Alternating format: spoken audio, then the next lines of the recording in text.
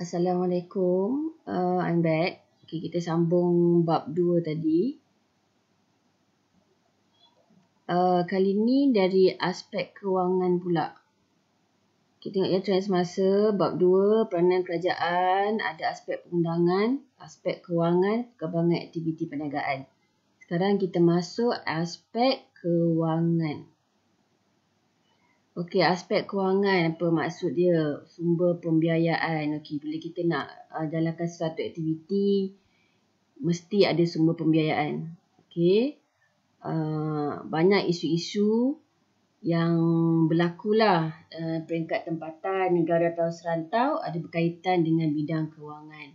Jadi, kerajaan kena pastikan bahawa masalah ni tak terlalu membimbangkan. Okey, supaya ekonomi yang ada dapat dikawal. Jadi kat sini ada beberapa agensi kewangan lah yang mana di bawah kerajaan yang membantu usahawan kita untuk mendapatkan pinjaman terutamanya. Okey, kita ada Majlis Amanah Rakyat. Okey, ini Perbadanan Usahawan Berhad dan Tekun Nasional. Okey, selalunya pembiayaan untuk dua perkara. Sama ada untuk memulakan perniagaan ataupun dia dah mula perniagaan, dia nak kembangkan perniagaan dia. Okey, tengok. Dalam mengawal perjalanan ekonomi negara, bank negara dia berperanan untuk pastikan perniagaan selaras dengan dasar kewangan dari masa ke semasa. Okey, dekat sini kita adalah Majlis Amanah Rakyat. Okey, ini skim-skim yang ditawarkan. Bank Pembangunan Infrastruktur. Okey, Majlis Amanah Rakyat dia banyak kepada pembiayaan, khidmat nasihat. Okey, kalau Bank Pembangunan Struktur pula sewa jentera, projek bangunan, beli aset, bimbingan keusahawanan. Okey, Amanah Ikhtiar pula dia skop dia kecil sikit daripada pembangunan dan Majlis Amanah Rakyat ni. Dia skim pemberian ikhtiar, skim pemberian ikhtiar ibu tunggal, dia banyak melibatkan dalam satu kelompok kecil. Yang mana setiap ahli dan kelompok tu dia akan macam menumbuhkan satu semangat berpasukan, sama-sama membantu dalam satu grup tu lah. Okey, Kredit Guarantee Corporation Malaysia Berhad pula, ni skim yang ditawarkan. Jaminan laluan terus, pemberian franchise, jaminan utama baru dan jaminan anjal air garanti. Okey, tengok aspek perkembangan perniagaan. Okey, untuk memastikan perniagaan itu berkembang, okey, ada banyak yang perlu diambil kira. Okey, bila perniagaan pesat, perniagaan itu bagus, banyak peluang-peluang pekerjaan ditawarkan.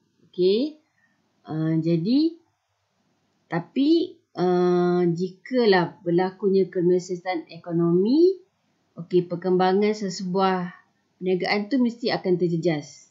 Okey, akan kita tengok dia punya perkaitan. Jadi peranan pihak kerajaan ni dia pentinglah dalam melaksanakan dasar fiskal dan dasar kewangan untuk memulihkan ekonomi. Okey, tengok aktiviti promosi. Okey, pihak kerajaan ada membantu usahawan yang mana dia nak kembangkan perniagaan ke luar negara. Okey, sebut je Matrade, Perbadanan Pembangunan Perdagangan Luar Malaysia, ada kena mengena dengan pasaran keluar. Okey, bukan pasaran di dalam negara.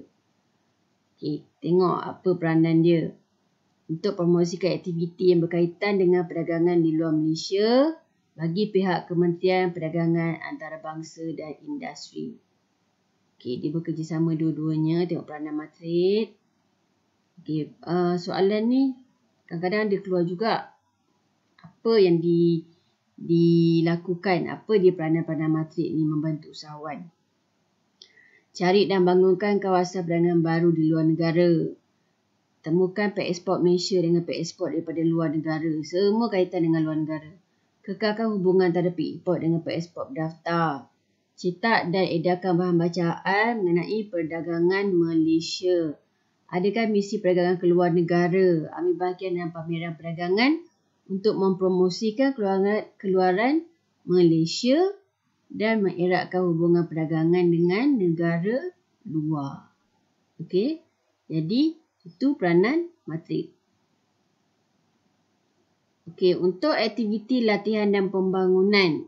Okey, setengah usahawan dia ada modal, dia ada minat tapi dia tak ada kemahiran. Jadi kerajaan juga menganjurkan pelbagai jenis latihan dan kursus. Untuk apa? Tingkatkan pengetahuan dan kemahiran peniaga, terutama dalam kalangan Bumiputera supaya dapat terus berdaya saing. Okey, sama-sama boleh ke depan dalam perniagaan. Kita ada Perbadanan Produkti Malaysia. Okey, peranan dia sediakan input dalam bidang produktiviti dan kuantiti. Tingkatkan pembangunan sumber tenaga manusia dan terajui pergerakan produkti dan kualiti. Okey, dia akan sediakanlah khusus-khusus keusahawanan, khusus pengurusan, kawalan kualiti, khusus keuangan, khusus perakaunan untuk memastikan perniagaan kita tu berdaya saing. Tak ada ditakut lama. Contoh kalau awak berniaga Adobe. Okey, orang lain dah teknologi nano apa semua, kita masihlah guna cara konvensional. Okey. Jadi, sebagai peniaga, kita sentiasa ada inisiatif untuk belajar, untuk tingkatkan kemahiran. Okey, latihan ialah inisiatif dilaksanakan oleh sebuah organisasi untuk galakkan peningkatan produktiviti dan kalangan pekerja. Macam saya cakap tadilah, setiap perniagaan. Okey, kemudian awak punya pekerja tu mahir. Jadi, kita akan hantar dia latihan-latihan yang berkaitan dengan perniagaan. Okey, supaya pengetahuan, kemahiran, kebolehan dapat ditingkatkan dari masa ke semasa. Kita tengok ni. SME Korporasi Malaysia, agensi kerajaan ditubuhkan untuk menggalakkan pembangunan industri kecil dan sederhana melalui gerak kerja kumpulan. Okey. IKS. Okey, contoh IKS apa? Okey, kalau macam kat kawasan kita ni, kawasan Tambun, yang dekat pasar malam hari Khamis tu. Kat tepi tu ada satu pusat kan, IKS. Kat situ. Kilang-kilang ada, peniaga-peniaga kecil ada buka perniagaan di situ. Okey, aktiviti pendidikan dan pembangunan, research and development. Okey, dijalankan oleh pihak kerajaan untuk menjana kreativiti dan inovasi. Okey, apa beza kreativiti? Apa beza inovasi? Kreativiti, kita mencipta sesuatu yang baharu. Inovasi pula, hasil penciptaan tu kita ubah suai untuk dia lebih bagus, lebih baik. Okey, agensi-agensi yang terlibat. Okey, kita ada MARDI. MARDI khusus dalam pertanian lah. Okey, pendidikan pertanian. Kita ada SIRIM, memastikan barang yang dihasil tu berkualiti. Macam helmet, kena beli yang ada cop SIRIM, kalau tergantuk ke apa ke, pecah kepala. Beli barang elektrik, sekali guna dah terbakar, itu perlunya ada SIRIM. Okey. Kemudian MPOB tentang keluaran kelapa sawit. Dan TNB Research berkaitan dengan isu-isu tenaga elektrik. Okey. Kita masuk sikit pula peranan kerajaan negeri. Okey, kita tengok dekat nota minda ni. Peranan kerajaan 1, 2, 3 habis. Okey, sekarang peranan kerajaan negeri. Kita ada sektor swasta, galak dan tarik pelabur asing dan tempatan, kemudian galakkan sektor swasta menceburi bidang pertanian. Okey, peranan kerajaan negeri. Okey. Kerajaan negeri ada kuasa tertentu bagi membolehkan pentadbiran kerajaan negeri berjalan dengan lancar tersusun. Okey, apa-apa yang berkaitan dengan bahan galian, tanah. Okey. Jadi kerajaan negeri lah yang berkuasa. Macam kalau dekat Cameron Highland. Okay, yang itu bawah kerajaan negeri Pahang. Okey, kewujudan konsentrasi membolehkan peningkatan hasil pendapatan kerajaan. Okey, contoh macam dulu kita ada MAPS kat Perak ni. Itu bawah kerajaan negeri, jadi apa-apa semua akan disalurkan. Bila dapat balik pulangan, akan masuk dalam kerajaan hasil pendapatan kerajaan negeri lah. Okey, tengok. Termasuk menarik kemasukan pelabur tempatan untuk melabur. Okey. Contoh, kerajaan Johor membentuk hub perdagangan ICT global dalam Iskandar, Malaysia. Ini apa-apa hal dengan negeri, itu adalah peranan kerajaan negeri. Pembentukan syarikat berkepentingan kerajaan negeri seperti Perbadanan Kemajuan Ekonomi Negeri terdapat di setiap negeri supaya merancangkan aktiviti perniagaan. Okey.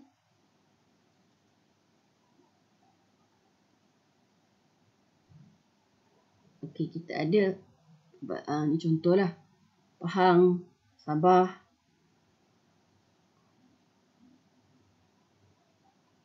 Okey, dalam bidang pertanian juga kerajaan boleh menggalakkan sektor swasta mengusahakan strategi pertanian yang diperlukan oleh rakyat sebuah negeri dan negara.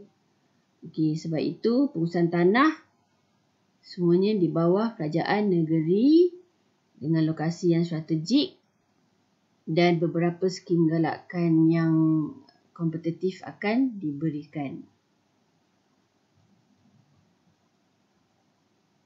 Okey, peranan pihak berkuasa tempatan. Okey, pihak berkuasa tempatan ni tengok paling dekat kita di Ipoh lah. Majlis Bandaraya Ipoh, Dewan Bandaraya Ipoh. Okey, kalau ada soalan tentang tiba-tiba DBKL, okey, masih peranan yang sama, nama je lain. Okey. Dia peringkat penduduk tempatan. Okey, tengok dia punya peranan. Okey, diberi kuasa untuk memastikan kawasan pentadbiran berada dalam keadaan selamat, merancang pembangunan, kemudian lain-lain menyediakan kemudahan infrastruktur, pewujudan pusat-pusat perniagaan, pasar-pasar malam tu semua di bawah PBT. Pengawalan terhadap kesihatan awam, pelaksanaan tanggungjawab sosial yang meliputi pembangunan kemudahan awam. Kadang pelajar saya jawab, okey, apa peranan DBI kutip sampah? Oh betul, tapi itu janganlah directly terus tulis kutip sampah tu bagi contoh. Itu awak bolehlah kaitkan dengan pengawalan kesihatan awam ke ataupun tanggungjawab sosial ke, okey? Itu peranan PBT. Hafal. Okey, memastikan setiap pembinaan bangunan dalam keadaan selamat dan sempurna. Ini tak ingat saya SPM tahun lepas soalan ni ke tahun 2018. Nanti kita akan tengok soalan-soalan past years. Kemudian merangka dan melaksanakan dasar-dasar pembangunan setempat. Okey, berkuasa mengubah undang-undang kecil berkaitan perniagaan iaitu kawalan premis perniagaan, pengelolaan iklan dan mengatur sebarang jualan awam. Kalau awak berniaga tanpa lesen, awak pernah tengok di pasar-pasar, kadang-kadang di pasar-pasar malam, pasar-pasar pagi yang berniaga di tepi-tepi jalan tu tak ada lesen. DBI ni dia ada kuasa untuk angkut barang tu sebab semua ni di bawah pengawalan PBT. Okey, habis untuk yang ini. Pelajaran kerajaan dari aspek pertumbuhan ekonomi saya akan sambung nanti. Okey. Sekian. Assalamualaikum.